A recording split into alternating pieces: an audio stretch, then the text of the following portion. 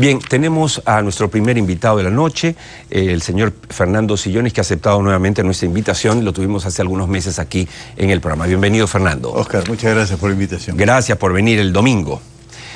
Bueno, tenemos bastante para hablar. Vamos a tratar de abarcar lo más posible en estos minutos. ¿Se está abusando del voto de confianza, de este pedido en año y medio? Esta es la tercera vez que el presidente Vizcarra lo plantea. ¿Qué piensa usted, Fernando? Bueno, que los paganos somos los pobladores, ¿no? Los que menos vela tenemos en este entierro somos los paganos. El país está paralizado, el gobierno no toma decisiones de gestión pública, ¿no? Me refiero a salud, educación, infraestructura, seguridad. Y por supuesto el sector privado está a la expectativa, eso quiere decir parálisis, no se toman decisiones e incluso, como han dicho muchos economistas calificadísimos, las decisiones de consumo también se difieren, se postergan, ¿no? El que va a comprar un vehículo, un televisor, pero una no está casa. Obligado el presidente, como él y sus ministros dicen, por el Parlamento, ¿no está él obligado a hacer lo que está haciendo? A mí me parece que está mal todo lo que está pasando entre el Parlamento y el Poder Ejecutivo, ¿no? Me parece muy mal, porque realmente dan la sensación de que el país les importa un bledo, ¿no? Yo acabo de venir de Puno y de Cusco y el resentimiento es evidente, ¿no? Evidente. No se hacen reservorios, no se mantienen carreteras. Repito, la salud, la educación, la seguridad está a la deriva. Y esa es la impresión que tiene la población respecto de nuestras más altas autoridades, ¿no? Entonces, yo no entiendo bien, no soy abogado y menos constitucionalista, pero este pleito, estas cuestiones de confianza, estos términos legalistas, frustran al país y lo desaceleran, ¿no? Entonces, realmente impacta. ¿Pero usted no cree que es tan importante como lo cree el presidente de la República, por ejemplo, el parar el proceso de elección del Tribunal Constitucional? ¿Usted no cree, Fernando, que se está, como dicen algunos, planteando una repartija nuevamente y una elección express? ¿Es tan serio esto como para detener al país? No, nada justifica detener al país y menos estas posturas de adelantar elecciones, nos vamos todos, cuestión de confianza, revisión de la elección del Tribunal Constitucional. Realmente el impacto que está teniendo en los bolsillos de la gente es muy negativo, muy negativo. ¿Y no se justifica para usted? En mi opinión no se justifica, ¿no? Y todo empezó, en mi opinión, ese 28 de julio, ¿no? Después de este mensaje aburrido, hasta los últimos minutos donde vino el bombazo y nos vamos todos, ¿no? Ese nos vamos todos ha generado una incertidumbre hasta el día de hoy, ¿no? Y conforme pasan las horas, en realidad, como que estamos a escasas horas de otro bombazo, como lo que puede ocurrir mañana, todo está paralizado, ¿no? Entonces, no se justifica. Ahora, estamos ante la posibilidad de que el Tribunal de Garantías, el Tribunal Constitucional, permita la liberación de Keiko Fujimori de su prisión preventiva. Ante esa posibilidad, ¿cuál cree que usted que debería ser el papel de Keiko Fujimori y Fuerza Popular, agrupación con la que usted, bajo cuyo signo, llegó a la gobernación de Ica? Bueno, Fuerza Popular también se hizo indefendible, ¿no? Así como el Ejecutivo se hizo indefendible, el rol de Keiko Fujimori y el partido Fuerza Popular se convirtieron también en una fuerza indefendible. Ojalá que Dios los ilumine a ambos, Poder Ejecutivo y mayoría parlamentaria, y se dejen de tonterías, ¿no? Que se dejen de pleitos inútiles y que coordinen como tiene que suceder entre un Poder Ejecutivo y un Poder Legislativo, ¿no? Excepto la corrupción, ¿no?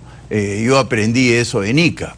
En Ica, usted sabe, los gobiernos regionales tenemos un consejo regional, que es un parlamento mini, ¿no? De 9 miembros, pero ahí también se da, pues, rivalidades, se dan oposiciones, y funciona hasta que aflora la corrupción, ¿no? Con la corrupción sí me parece que no debe haber ninguna consideración, ¿no? Pero al margen de la corrupción se puede gobernar con la oposición. En el caso de Ica fue el Consejo Regional de Oposición mayoritaria los que aprobaron, por ejemplo, la iniciativa del agua, de la Hermandad del Agua con Huancavelica. O sea, cuando se pone sobre el tapete un tema trascendental, la oposición responde en positivo. No, además, si queremos ser gobernantes y queremos siempre mayoría en el Congreso, pues estamos fritos. No, estamos fritos. Hagamos autogolpes como el de Fujimori. Claro. Ahora, usted fue convocado por Keiko Fujimori, usted fue gobernador de Ica, exitoso, después tomó distancia, pero usted ha conocido, por lo tanto, de cerca a Keiko.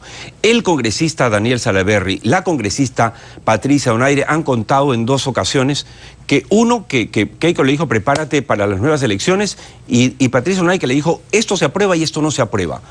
¿Usted ha conocido a esa Keiko Fujimori? No, yo he conocido a una estupenda Keiko Fujimori. Ella me respaldó, ¿no?, en mi confrontación con sus congresistas corruptos, ¿no? Ella no pidió ningún favor indebido. Realmente yo he conocido a una Keiko Fujimori correcta, y por eso siempre que puedo expreso esta opinión mía respecto de ella y mi gratitud, ¿no?, que no la voy a olvidar por los problemas que ella está afrontando. Pero no, yo he conocido a una Keiko Fujimori correcta y que no me pidió ningún favor indebido. En los últimos meses, obviamente al no tener bancada, son 4 gatos literalmente, más la señora ex Fuerza Popular, hablo del gobierno, obviamente lo que ha hecho el gobierno es, ahora su bancada parece ser la izquierda, ¿no? Que lo secundan en todo lo que es cerrar el Parlamento, adelantar elecciones, etcétera. ¿Usted cree que hace bien el presidente de arrimarse a ese palo? No, me parece que hace mal. ¿Es peligroso? Me parece que hace mal porque, por lo visto, ¿no?, respecto sobre todo de Pedro Laechea, sí se puede establecer un puente, un vínculo de entendimiento con la mayoría. Entonces no entiendo por qué no acoge esa mano extendida, que ya van 3 o 4 veces que se le extiende, ¿no? Entonces, no entiendo. ¿Pero no cree que tener a la izquierda es una alternativa para un hombre que no tiene bancada? ¿No puede ser un apoyo realmente para su gobierno? Pregunto. Yo estoy seguro que se puede gobernar, nuevamente, por más oposición, por más izquierda, derecha, lo que sea. La fallida reconstrucción del norte es un problema de inoperancia del gobierno central, ¿no? La parálisis económica es un problema del gobierno central, no es un problema del Congreso, ¿no? El Congreso fastidia, censura, molesta, critica, calumnia, todo lo que quieras, pero no es responsable de muchas inacciones que vienen desde el gobierno central. Todo lo que está pasando, efectivamente, Fernando, nos está haciendo olvidar cosas importantes, ¿no? Que la reconstrucción no está avanzando, que se está ralentizando la economía, desaprovechando un estupendo momento del Perú por las variables macroeconómicas que son envidia internacionalmente. Yo acabo de llegar de Nueva York y todos están absolutamente admirados del crecimiento peruano, es un fenómeno. Okay. Este mes que viene, el Consejo de Minería va a dar su dictamen sobre el reclamo que ha hecho Cáceres Yica, el gobernador de Ica, para paralizar el proyecto Tía María. ¿Qué piensa usted que puede pasar y qué debería pasar? Bueno, lo que debería pasar es aplicar la ley, ¿no? El proyecto Tía María, de acuerdo a ley, debería estar en ejecución, ¿no? Ojalá esto sea un traspié, pero que se reenrumbe, ¿no? Que vuelva a enrumbarse el proyecto. ¿Por qué? Porque es un proyecto bueno, es un proyecto de inversión que genera empleo, que genera demanda de muchos bienes y servicios de proveedores locales, arequipeños y peruanos. Pero ¿cómo hacerlo si en Arequipa no hay un Fernando Sillonis, sino un Cáceres Yica que llama a la rebelión a la gente, que saca a la gente a las calles? En mi opinión, esa es una falta gravísima, ¿no? A mí me parece también frustrante, ¿no?, de parte del Estado peruano y en particular del presidente Vizcarra, que no lo ponga en su sitio, ¿no? Realmente es una falta gravísima, asusar a la población, desamparar a la policía y ponerlos en primera fila para verse apedreados por unos vándalos. Muy mal manejado. Esa no es, digamos, un escenario ineludible. En el caso de Ica, nosotros también tuvimos vándalos, opositores a inversiones privadas, y nosotros respaldamos a la policía y la policía actuó de acuerdo a ley, no hizo ningún disparo, no hubo ningún herido y menos ningún muerto, pero hubo orden y las inversiones caminaron muy bien en Ica. Sí, porque acá se ha puesto, no, se ha querido resumir el asunto, es: si estás con el proyecto Tía María, quieres imponerlo a sangre y fuego. Y si estás en contra, no quieres paralizar todo. ¿Por qué ese reduccionismo? ¿Por qué esos extremismos? En Arequipa, en el Perumín, y eso de que Arequipa es antiminera es un error, es una falsedad. No es así. Arequipa es mayoritariamente pro minería, pro agricultura, pro turismo, pro desarrollo. Claro, pro desarrollo. Y se ve en la ciudad, se ve en los taxistas, se ve en los mozos, se ve en todos los arequipeños. Ellos están a favor de las inversiones, ¿no? Entonces no me vengan que Tía María tiene, digamos, a una mayoría que se opone al proyecto. No es así. Arequipa está en favor del desarrollo y la minería es un brazo importantísimo de su esquema de desarrollo, ¿no? El gasoducto sur peruano, que implicaba una inversión privada, que es bueno recordarlo, no es pública, no es como Chinchero que nos cuesta, no, de 7.000 y pico millones de dólares que ganó Odebrecht en su momento y que tuvo que devolver porque los bancos no le daban el dinero, está paralizada desde el año, hace casi 4 años, en una inacción. Si usted fuese presidente, ¿usted tomaría en serio el proyecto, lo recuperaría o lo desecharía? Como está paralizado Chavimochic 3 y un sinnúmero de otras inversiones en infraestructura, todo está paralizado. Lo que procede en estos casos donde realmente algunos malos empresarios cometen actos de corrupción tan flagrantes como los que hemos visto, el Estado puede intervenir estas empresas, poner, como hacen los bancos cuando una empresa entra en insolvencia. Uno interviene. Eso no es estatismo acá ni en la China, lo hace Estados Unidos, claro. Lo hace Estados Unidos. Uno denuncia y sanciona, de ser el caso, a los funcionarios corruptos, y si tienen que ir a la cárcel, pues van a la cárcel. Pero no se paralizan las obras. Detrás de estas paralizaciones no solo hay miles de jóvenes peruanos que pierden su empleo, muchos ingenieros brillantes, educados en las mejores universidades del país, sino hay miles de proveedores que también se quedan colgados, todos peruanos que no merecen este maltrato, ¿no? Claro. Entonces, hay un know-how, y además yo pregunto siempre, ¿se puede dar el lujo Perú de perder a estas grandes empresas, o sea, esos puestos que son 30.000, 40.000 empleos formales que pagan impuestos, CTS, descanso? Claro. ¿Los queremos enviar a la calle para que hagan taxi? Claro. No entiendo. Yo tampoco. Entonces existe la salida de la intervención. Uno interviene estas empresas y, repito, sanciona a los corruptos. Pero las empresas siguen, separa la paja del trigo. Claro, y las obras siguen, ¿no? Claro. Pero la cantidad de obras paralizadas por este tema de la Bajato y del Club de la Construcción es terrible, ¿no? Y los paganos nuevamente son los jóvenes trabajadores y los proveedores que suman miles y miles de peruanos afectados, que no merecen esta... Claro, porque mientras en otros países buscan proyectos como estos, o sea, nosotros los tenemos, pero los tenemos dormidos, ¿no?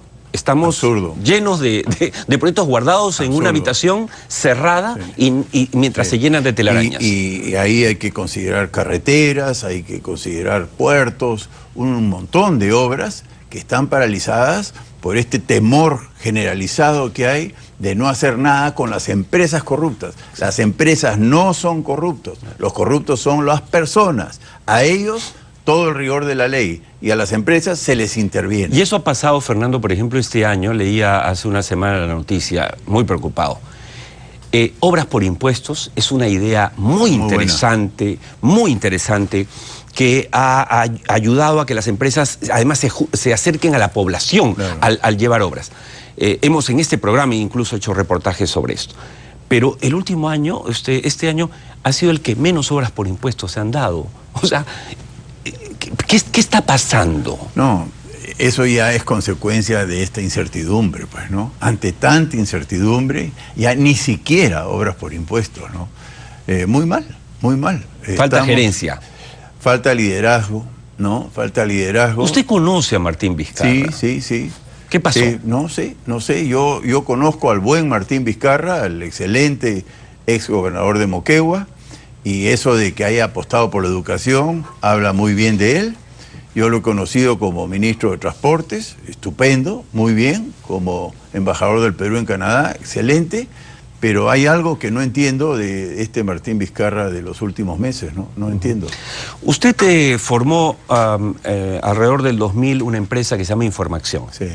Esa empresa Información ha dado siempre mucha información hasta hoy, sí, sobre temas, por ejemplo, agrícolas, claro, de producción.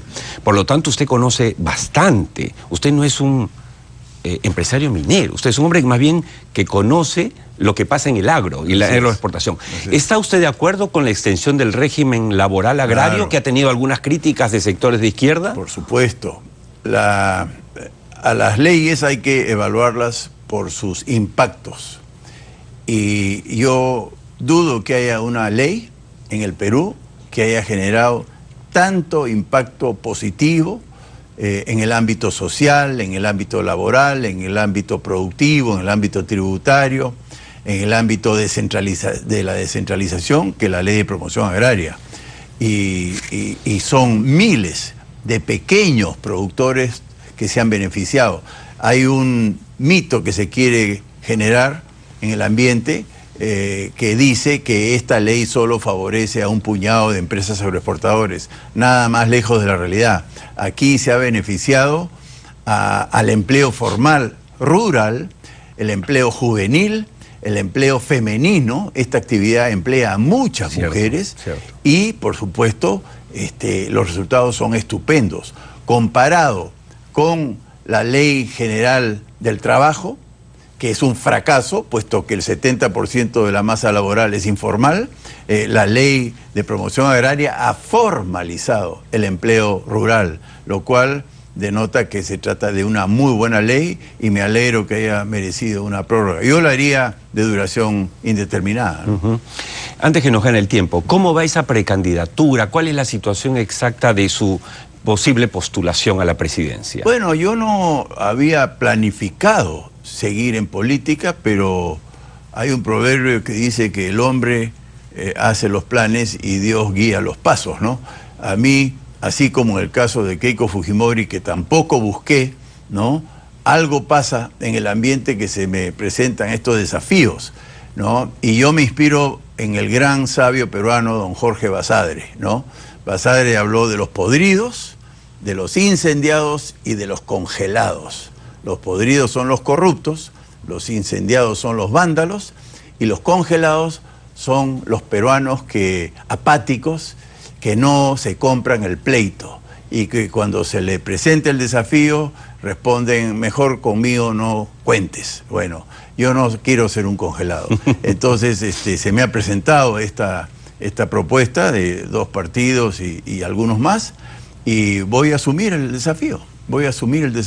¿Y cuándo decidiría con qué partido? Estamos en los últimos días, en realidad pocos días, una semana, no puede ser más, sobre todo con todo el desmadre que está ocurriendo en el mundo de la política.